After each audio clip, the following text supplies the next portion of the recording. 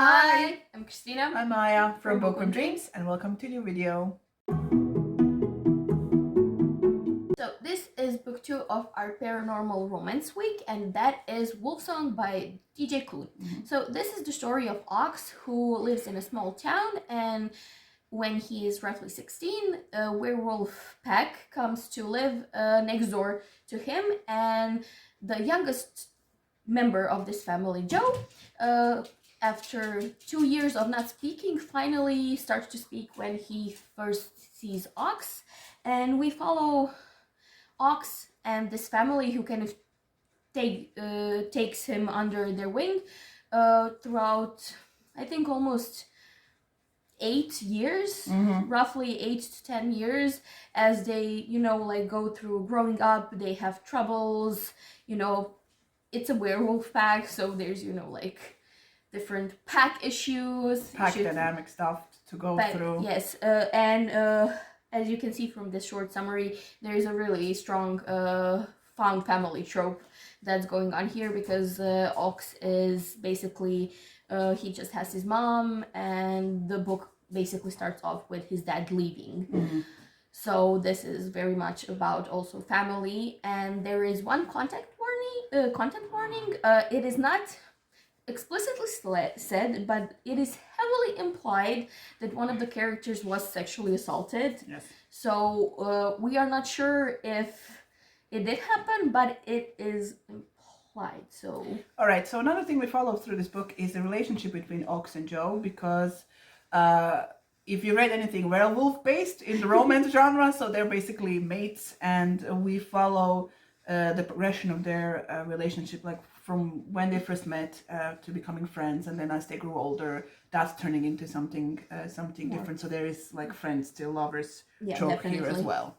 So we have differing opinions about this book. First of all, our first sort of point of contention was whether or not to categorize this as a romance book. I think yes. She thinks no. Yeah. Now, the difference between the two of us is that I read a lot of paranormal romances, while she focuses more on contemporary romances. That's true. So, this book for me is definitely a romance, because there is an emotional journey you follow between Joe and Ox, which definitely reminds me of so many books and fan fictions actually that I've read. Connected to the Sterek fandom and so on. So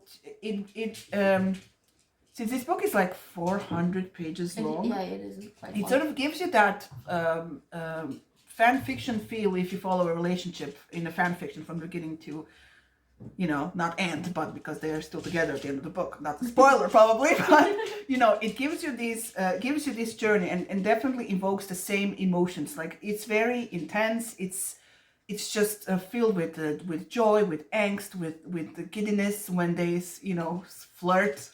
Would we call that flirting? I don't know. When they realize that they like each other, there are so many cool things that are happening that definitely I saw as part of different paranormal romances and fanfic and romantic fan fiction. So, well, you focused on what? What did you focus on? So for me, I felt like the romance was just like a subplot to the story about this werewolf pack, about the dynamics in it, about Ox as a human, how he could pertain to, like, join a pack.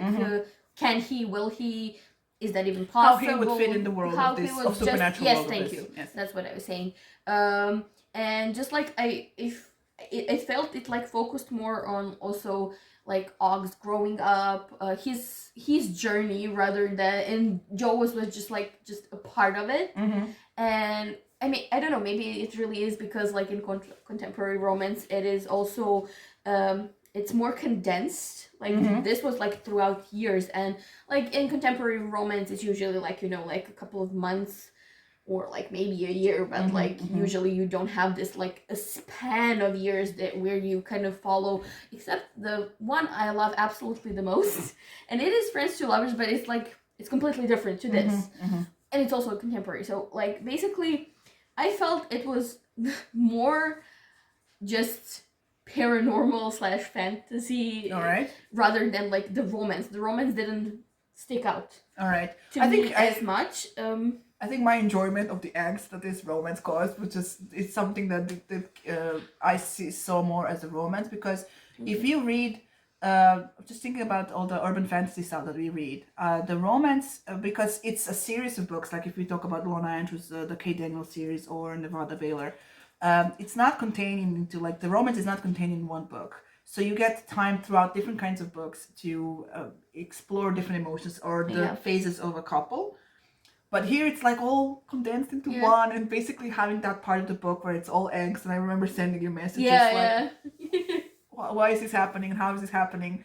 It's just that feeling of them coming together, first realizing that they like each other, coming together, and then going apart, and then coming together again. But there's so much angst and anger, and just seeing finally Ox growing as a person and not being such a passive character and whatnot. Which was one of our gripes, that Joe is very passive. Ox is very passive, and he just lets stuff happen to him. Yes. He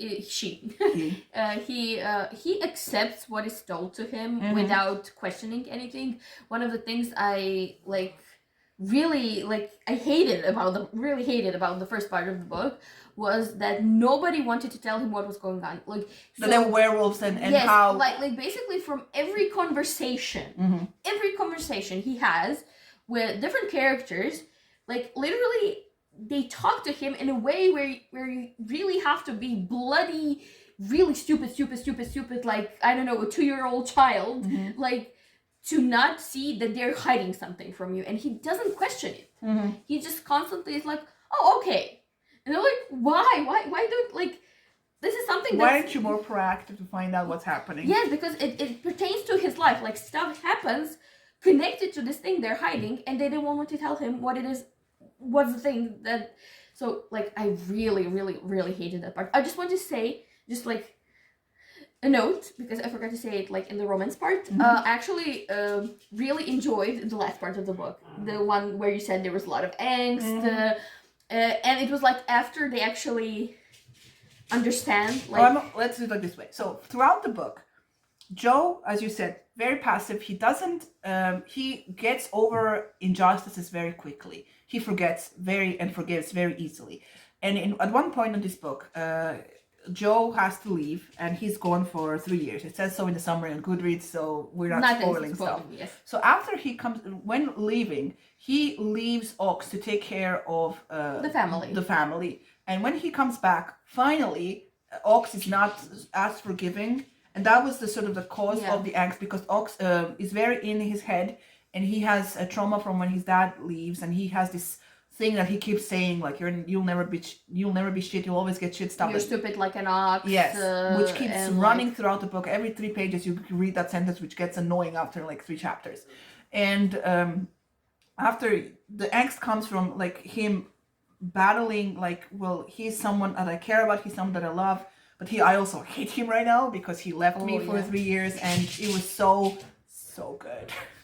So good. I love when angst stuff happens. I mean, I love the the last part when they actually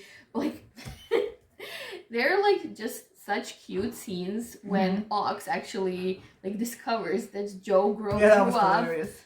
That was bloody hilarious. That scene was when he ran himself into a house. I was and they're there's a house there. It's been there forever. Yeah.